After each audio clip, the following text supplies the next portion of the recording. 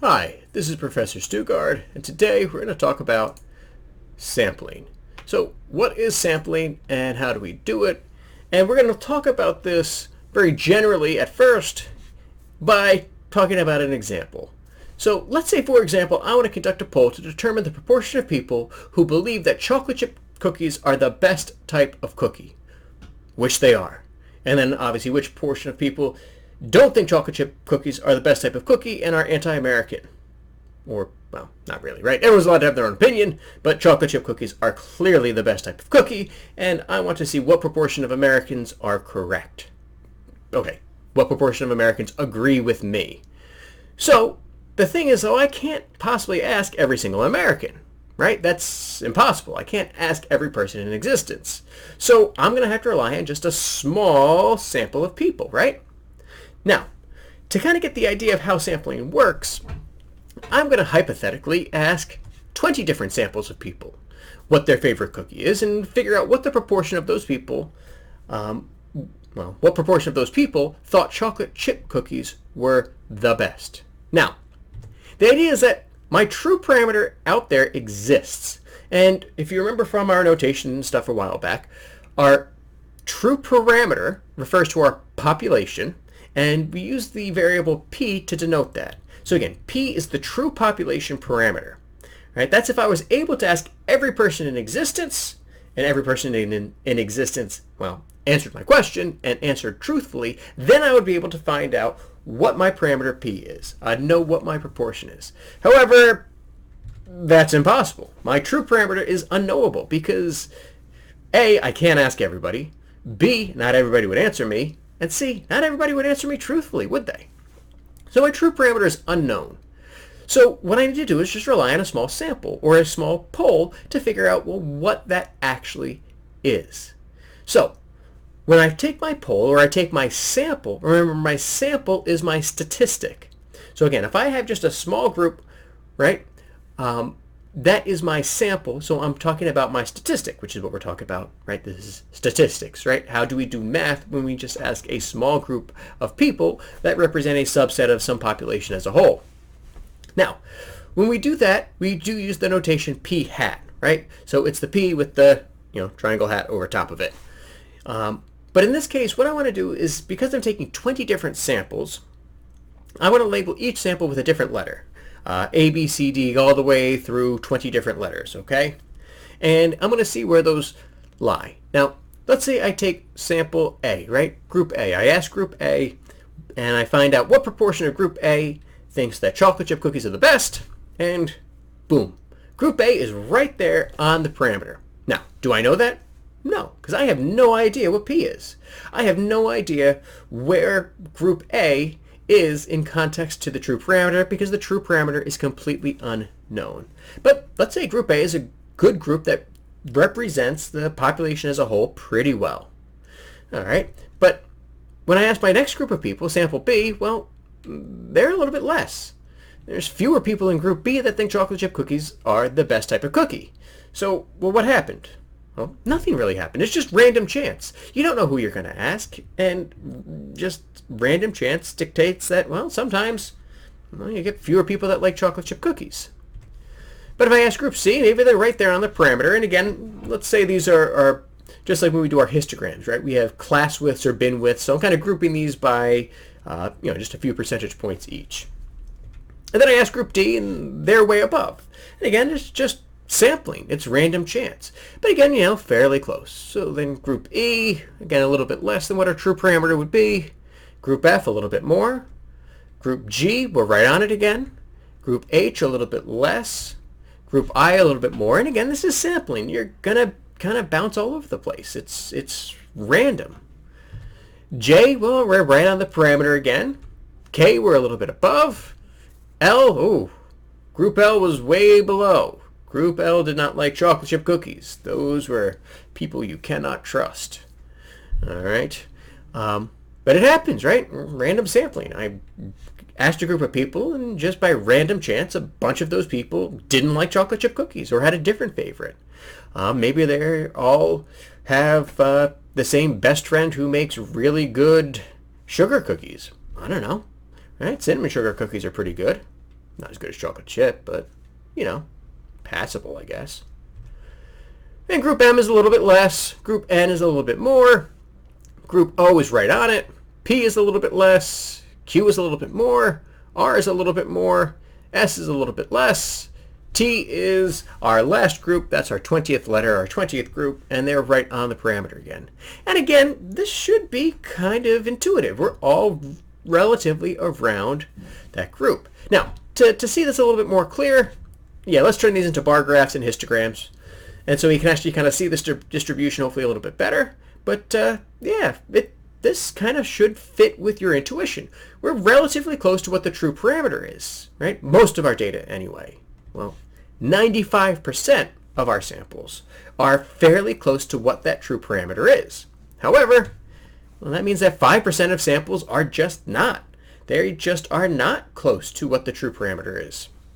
And so the question becomes, when I do my sample once, when I only do my poll once, will my sample be in that 95% that's relatively close to the true parameter, or is my sample going to be in those 5% of outliers? And the answer is, I don't know. I can never be sure. I have no idea whether my sample is indicative of the group as a whole, or if it's an outlier due to just random chance. Because random chance is real. It happens. And so when we do a poll or we do a study or we take a sample, 1 out of 20 times, you're going to be wrong and you're going to be way off. And that's not necessarily an issue in itself, except for the fact that most people don't really understand this concept and don't understand statistics. We see studies all the time, on the news, where it says, with 95% confidence, when they say with 95% confidence, they're not saying that they're 95% confident in their answer, which is what it sounds like because that's how we talk in normal day, right? If I told you I was 95% confident about something, you would be pretty darn confident that I was right? If I said I was that confident. But the problem with statistics and sampling is that I'm not 95% confident in my answer. I'm 95% confident in this method because I have no idea whether or not my sample, whether my answer is in the 95% that's really close or if it's that 5% of outliers that are way, way, way out there. I don't know. And I have no way of knowing. Nobody does. And you said, well, how could I actually know that? Well, I would just have to do the study a bunch of times. If I've repeated this sample, or repeated the study, and found a bunch of different samples and graphed them all, like I did right here in this particular example, we would have a good idea. We would see, oh, okay, most of my samples are all grouped around the same value, so that value is probably my true parameter. And yeah, I got the occasional outlier, but that's all it is an outlier, and it's due to random chance. It's not that I did anything wrong. It just happens. And of course, there are ways that we try to mitigate that error, right? When we talked about that in Chapter 1, when we talked about stratified sampling or cluster sampling, right? And there are strategies that we use to try to reduce our error or our likelihood of our result being an outlier. But you can never be sure because of random chance. The world is just a random, chaotic place, and sometimes random things happen. And so you need to be really, really, really careful because there's kind of a crisis going on in the academic world right now, according to many, many people, where we see all these studies, but they're not able to be replicated, right? Some scientist or some, professor out there who's trying to get tenure does a study and comes up with some study that shows some really outstanding result. And, everything is right. He didn't do anything wrong. And so he publishes it. The report becomes famous. He gets a book deal. He gets a TED Talk. He's on talk shows. You see it on the news. You see these studies being retweeted on Twitter all the time. But was the study legitimately in the 95% that was true to what's actually going on, or was it a 5% outlier? And we don't know unless we redo the study a bunch of times, but nobody wants to redo the studies because you don't get famous by repeating someone's study. You don't get tenure by repeating someone's study. You don't get a book deal by repeating someone's study. So there's no money in it. There's no incentive for people to reproduce these experiments or to redo these studies to see whether or not it makes sense. And we're actually seeing that the studies that we are redoing, because we've noticed that this is a problem over the last couple of years. We actually are working on fixing it a little bit, although again, the incentives are pretty misaligned there. A lot of these famous studies they're not able to be reproduced. And so these people had their TED Talks, they wrote their books, and it turns out that nobody can show the same thing that they showed. When they do these same studies, it comes back and it's not the same. But well, the thing's already out there. It's already in the zeitgeist. People already believe it. They heard it once, and they heard it from somebody that they trust. They heard it from a friend who retweeted it, or they heard it from a news channel that they trust. And they said, well, no, it's the truth. But it's not. It's not, because we didn't do enough studies. It was just random chance. And, well, we got to be very, very careful about that.